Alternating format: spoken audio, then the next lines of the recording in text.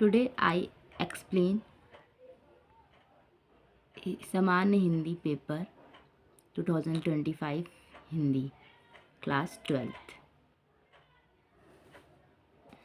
सबसे पहले नोट पढ़ते हैं। प्रारंभ के 15 मिनट परीक्षार्थियों को प्रश्न पत्र पढ़ने के लिए निर्धारित है। इस प्रश्न पत्र में 2 खंड हैं, दोनों खंडों के सभी प्रश्नों के उत्तर देना अनिवार्य है। इसका मतलब है 2 खंड है, 2 पार्ट्स हैं और सारे क्वेश्चंस कंपलसरी हैं करना।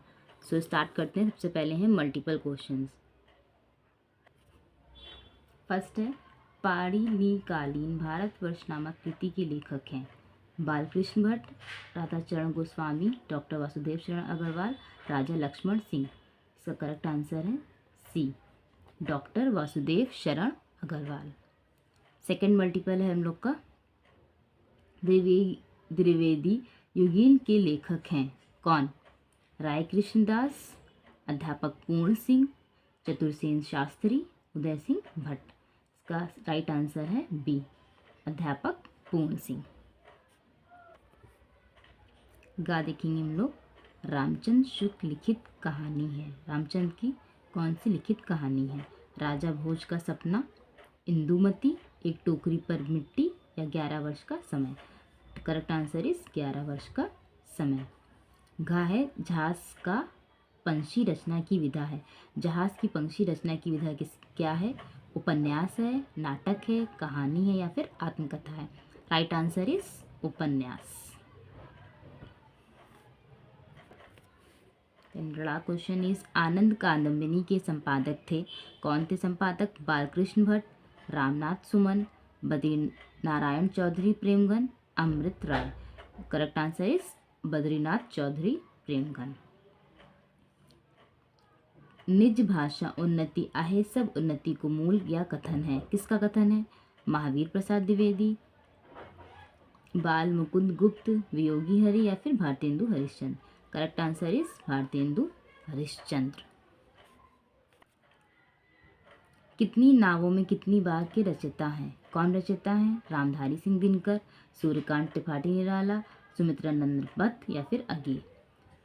करेक्ट आंसर इज अगे। छायावाद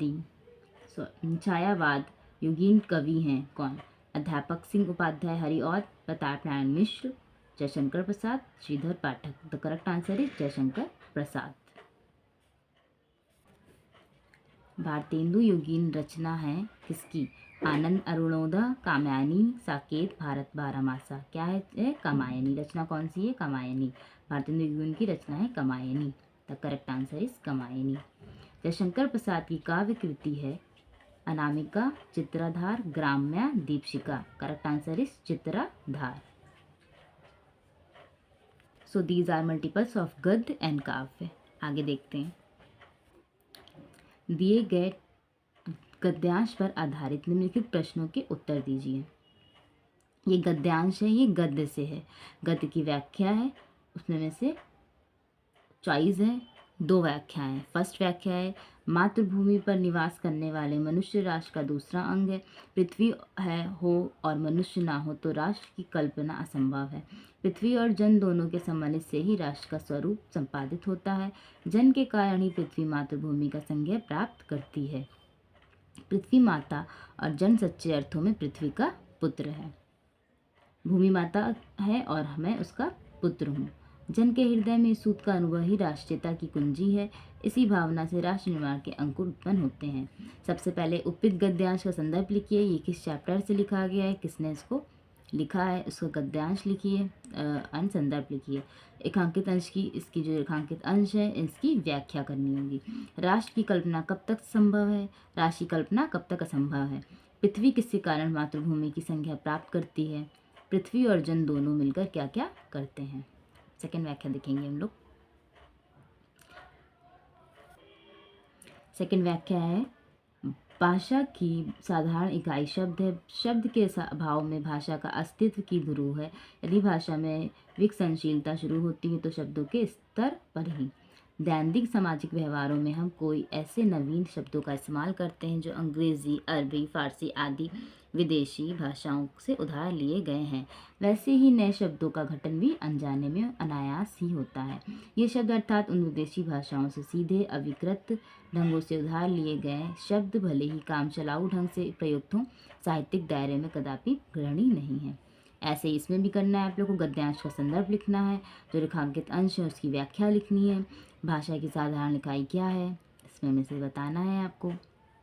दैनिक व्यवहार में हम किन शब्दों का प्रयोग करते हैं, दैनिक और अविकृत शब्द का अर्थ लिखिए। तो ये व्याख्या है आप लोग की गद्य से। अगर आप लोग को उसके नोट्स चाहिए so comment me, I will provide you.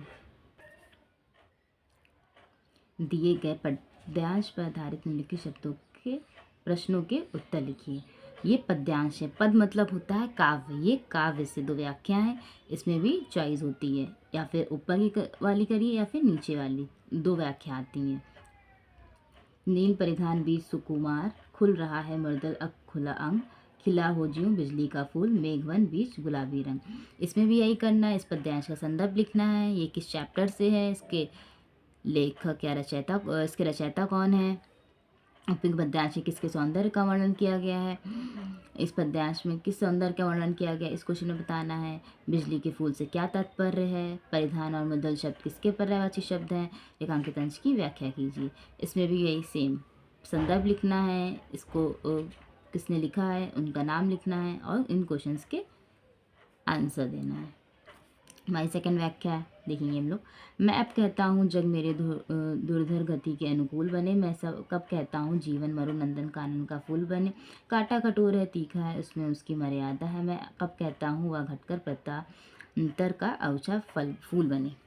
इसमें भी पद्यांश का संदर्भ लिखिए, दुर्धर और प्रांतर शब्दों के अर्थ लिखिए, क्या इनका मतलब है। जीवन मरु नंदन कानन का फूल में कौन सा अलंकार दिया गया है।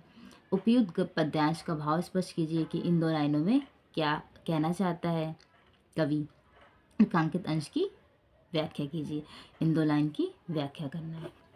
सो देखते हैं आगे क्या है। निम्नलिखित में से एक लेखक का साहित्यिक परिचय देते हुए उनकी प्रमुख रचनाओं का उल्लेख कीजिए।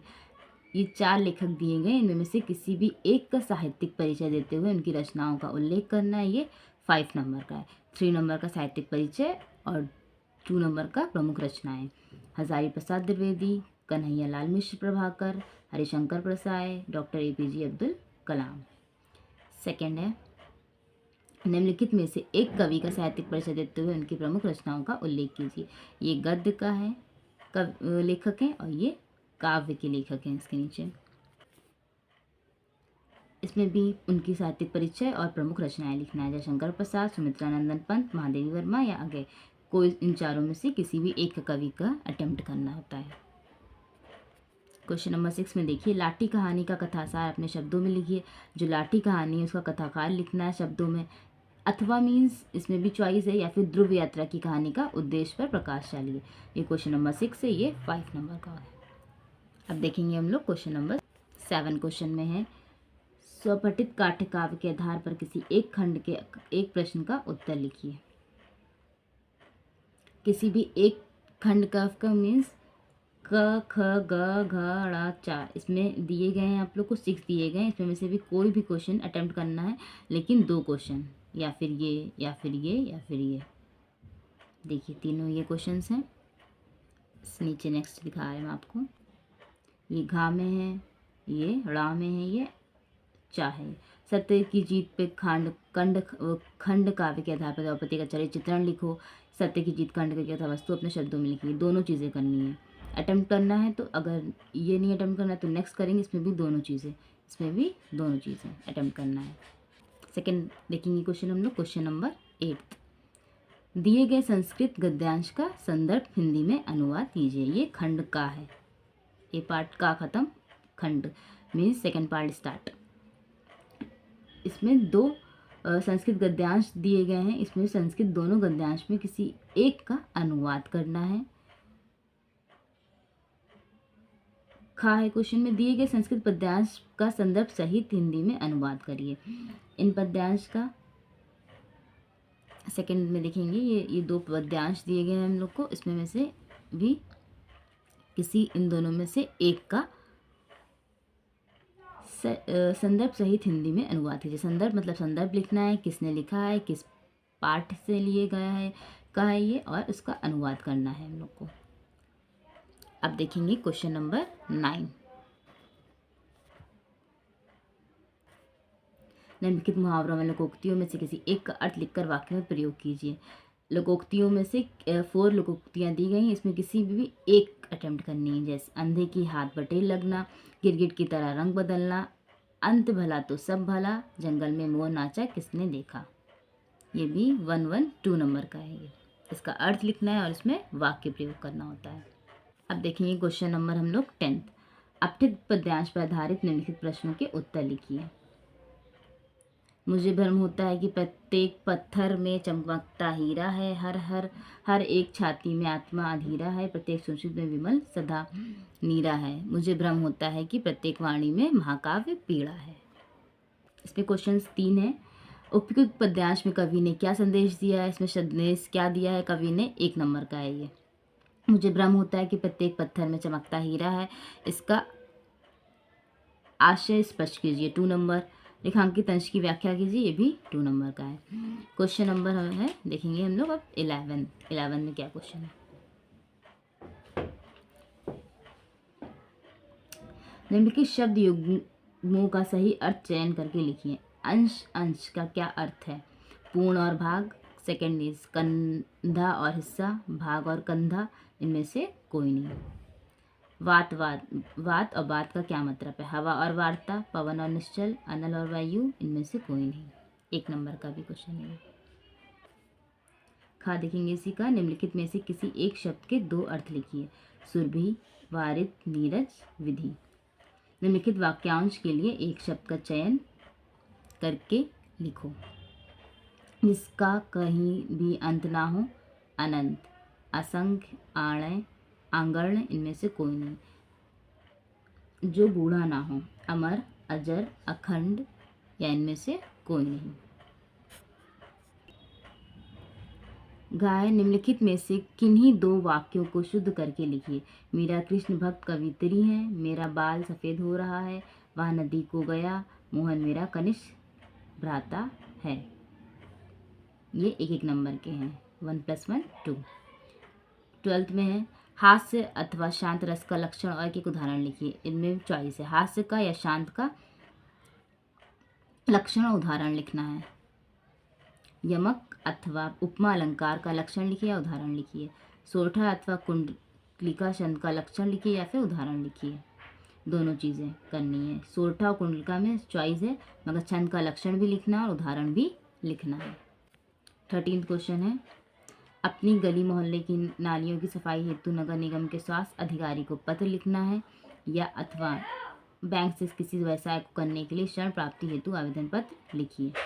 क्वेश्चन 12th है, निम्नलिखित विषयों में से एक विषय पर अपनी भाषा शैली में निबंध लिखना है। ये 5 निबंध दिए गए हैं, इसमें में से आप लिखना है। बेरोजगारी की समस्या और समाधान, साहित्य समाज का दर्पण है, राष्ट्रीय एकता वर्तमान समय की अनिवार्य आवश्यकता, या पर्यावरण संरक्षण का महत्व, या विज्ञान वरदान है या अभिशाप। ये 2 + 7 = ये 9 नंबर का है। सो एंड यहाँ पे ये एंड है। 14th क्वेश्चन है, 2 पार्ट्स हैं इसके। का खा इसमें चॉइस भी है और अटेम्प्ट भी करने हैं सारे क्वेश्चन। Thank you.